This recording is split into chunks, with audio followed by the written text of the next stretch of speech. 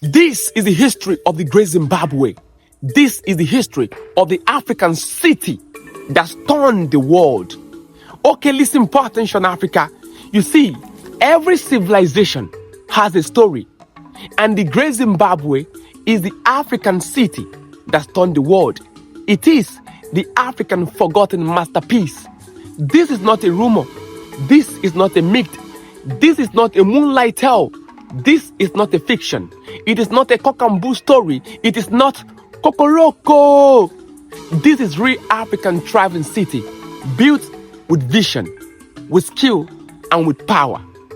You see, between 11th to 15th century were the Shona people. These Shona people built massive stone walls without mortar. They constructed palaces and towers that still stun the world today. They were that great. Organized trading hub that connected gold, ivory, and artisans across Africa and beyond. They were not surviving. No, they were flourishing. At the heart of the Great Zimbabwe were kings and local chiefs. They organized trade across the Indian Ocean. They ruled with diplomacy, strategy, and culture. They ensured that the Great Zimbabwe became a symbol of African achievement. They carried Africa on every stone that they laid, on every market that they built, and on every culture that they preserved. It was that beautiful. But guess what? When the colonial masters arrived, they saw the great wall of the Great Zimbabwe built by the Shona people. They were amazed. They were mesmerized. They could not believe that Africans built the great wall of the Great Zimbabwe because it contradicted their opinion that Africans are barbarians.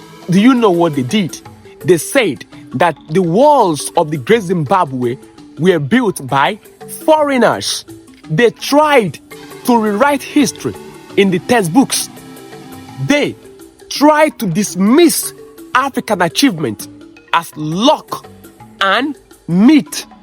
But the walls are still standing, and the walls bear evidence and testimony to African achievement, because the legacy still whispers that Africans built and Africans organized long, that we thrived far long before strangers arrived. You see, the Great Zimbabwe shows Africa at the center of civilization, African engineering and architecture, African governance and culture, that Africa flourished independently before the strangers arrived. You see, this season, as you think and remember Africa, think about the Shona of the Great Zimbabwe. Think about their walls. Think about their trade. Think about their skill. Think about their power and their knowledge. You see, Africa was never a blank canvas. No, Africa was a masterpiece in motion. And history was never empty here. No, history was crafted in Africa with knowledge, with skill and power. And that is why the modern day town crier is here to make you remember who you are.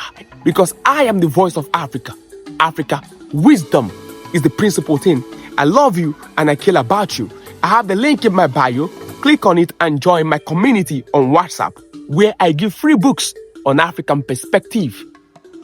For if the lions do not have historians, it is the exploit of the hunters that will be celebrated, rather than the bravery of the lions. The lions now have a historian, and their history and their perspective must be told. Africa, wisdom is the principal thing.